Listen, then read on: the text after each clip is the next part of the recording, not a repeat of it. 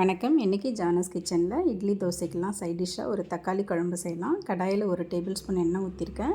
எண்ணெய் காஞ்சதும் அதில் பட்டை, கிராம்பு, கொஞ்சம் பெருஞ்சீரகம் சேர்த்துருக்கேன். ஒரு சின்ன சைஸ் வெங்காயத்தை கட் பண்ணி போட்டிருக்கேன். ஒரு பச்சை மிளகாய், கொஞ்சம் கருவேப்பிலை இதெல்லாம் சேர்த்து 2 நிமிஷத்துக்கு வதக்கி விட்டுக்கிறேன். இப்போ இது வதங்கினதுக்கப்புறம் இது கூட நல்லா பழுத்த தக்காளியாக ஒரு 4 மீடியம் சைஸ் தக்காளி கட் பண்ணி சேர்த்துக்கிறேன். அதையும் சேர்த்து 2 நிமிஷம் வதக்கிக்கலாம். இப்போ இந்த மாதிரி வதக்கினதுக்கப்புறம் இதில் 2 சிட்டிகை அளவு மஞ்சள் தூள் சேர்த்துக்கிறேன். இந்த குழம்பு டேஸ்ட்டுக்கு தேவையான அளவு உப்பு சேர்த்துக்கிறேன். சேர்த்து அதையும் 2 நிமிஷம் வதக்கி விட்டுக்கலாம்.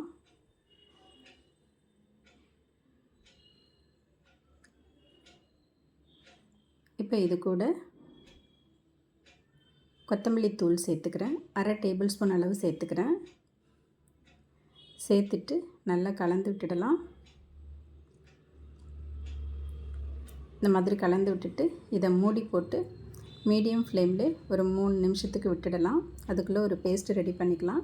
ஒரு மிக்ஸி ஜாரில் 2 டேபிள் ஸ்பூன் தேங்காய் துருவலும், 2 டேபிள் ஸ்பூன் பொட்டுக்கடலை, கொஞ்சமாக கசகசா, கொஞ்சம் பெருஞ்சீரகம், காரத்துக்கு ஒரு 3 வரமிளகாய் சேர்த்து அதை நல்லா பேஸ்ட் மாதிரி அரைச்சிக்கிறேன். இப்போது இதை ஓப்பன் பண்ணிவிட்டு இதை நல்லா தக்காளியெல்லாம் மசிச்சு விட்டு வதக்கி விட்டுக்கலாம். இந்த மாதிரி நல்லா மேஷ் பண்ணி விட்டுக்கலாம்.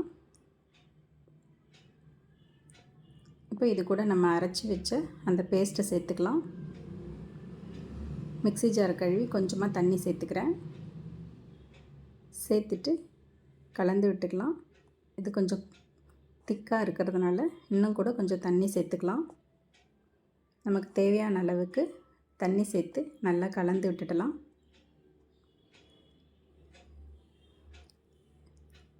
இந்த மாதிரி கலந்து விட்ட பிறகு ஸ்டவ் மீடியம் ஃப்ளேமில் வச்சு ஒரு 3 நிமிஷத்துக்கு இதை நல்லா கொதிக்க வச்சிடலாம். அவ்வளோதாங்க. கடைசியாக இதில் கொஞ்சமாக கருவேப்பிலை சேர்த்துக்கிறேன். சேர்த்துட்டு ஸ்டவ் ஆஃப் பண்ணிடுறேன். ஒரு ஈஸியான தக்காளி குழம்பு ரெடி ஆகிடுச்சு. இது மார்னிங் டிஃபனுக்கு இட்லி தோசைக்கெல்லாம் வச்சு சாப்பிட்றதுக்கு ரொம்ப நல்லாயிருக்கும். பூரி சப்பாத்திக்கும் நல்லாயிருக்கும். தேங்க்ஸ் ஃபார் வாட்சிங்.